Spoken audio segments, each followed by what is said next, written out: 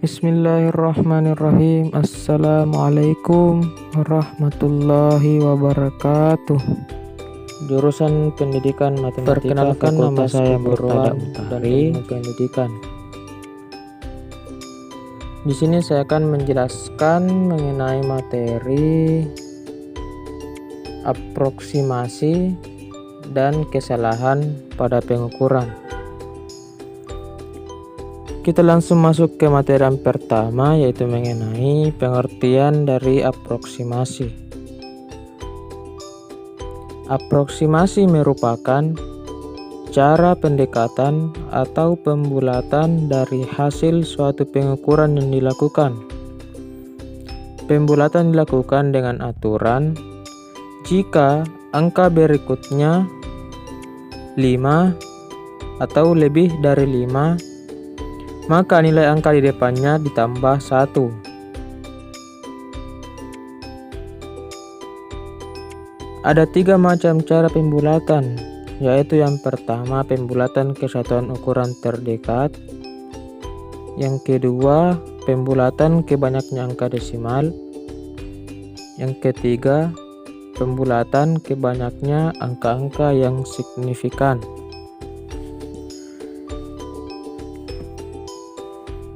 Kita masuk ke macam-macam cara pembulatan. Yang pertama yaitu pembulatan kesatuan ukuran terdekat.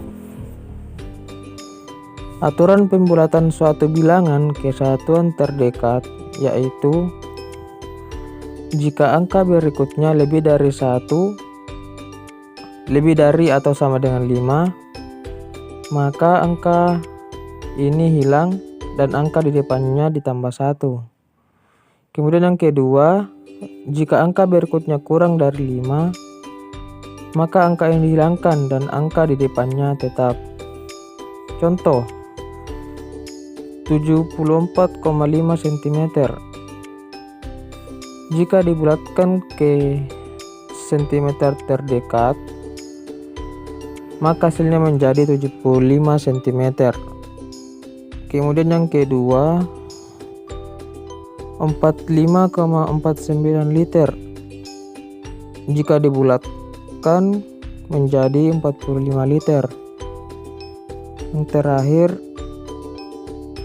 28,3576 kg. Jika dibulatkan menjadi 38,36 kg. Kemudian macam cara pembulatan yang kedua yaitu pembulatan ke banyaknya angka desimal. Cara pembulatannya yaitu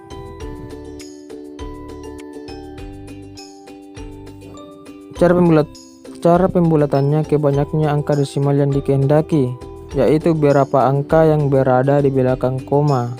Contoh, 5,47035 jika dibulatkan sampai 3 tempat desimal, maka hasilnya menjadi 5,470.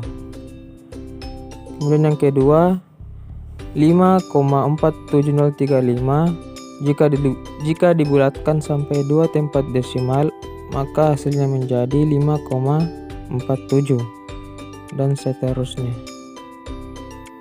Kemudian macam cara pembulatan yang ketiga yaitu pembulatan ke banyaknya angka-angka yang signifikan. Contoh, 30 mempunyai 2 angka signifikan, 0,30 juga mempunyai 2 angka signifikan, 0,030 mempunyai 2 angka signifikan, dan seterusnya. Baiklah, kita masuk ke materi selanjutnya yaitu mengenai pengukuran. Sering kali terjadi sebuah benda diukur dengan hasil yang berbeda-beda, dan secara logis hal ini jelas salah. Mengapa demikian? Selisih antara ukuran sebenarnya dan ukuran yang diperoleh dari pengukuran itu disebut kesalahannya. Kesalahan dalam pengukuran tidak mungkin dapat dihilangkan, tetapi hanya dapat dikurangi atau diperkecil dengan menggunakan alat ukur yang lebih teliti.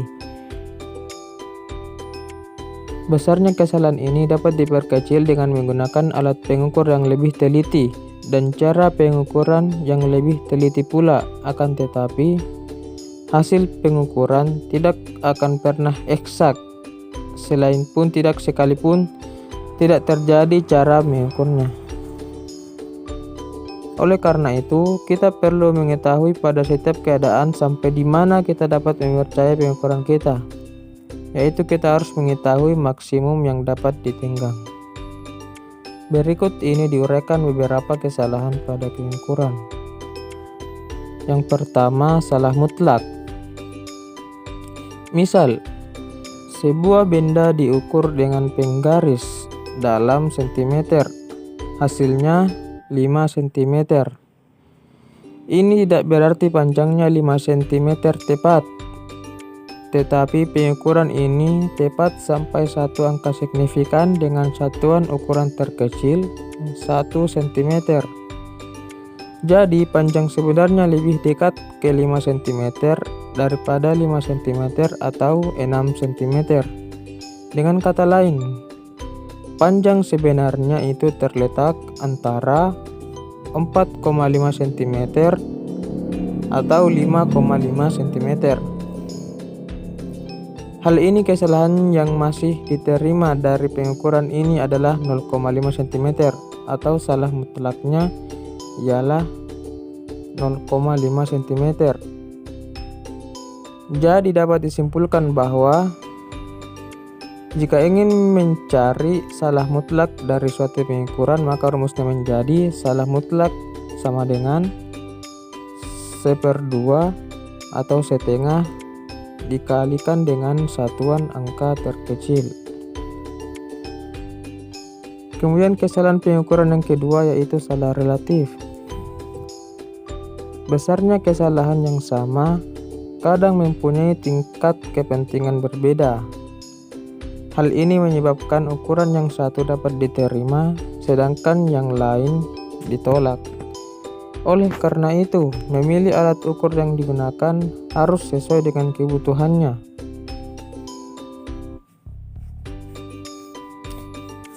Kesalahan pengukuran yang dipengaruhi tingkat kepentingan tertentu disebut salah relatif. Misalnya, seseorang bekerja membuat garis pinggir lapangan sepak bola.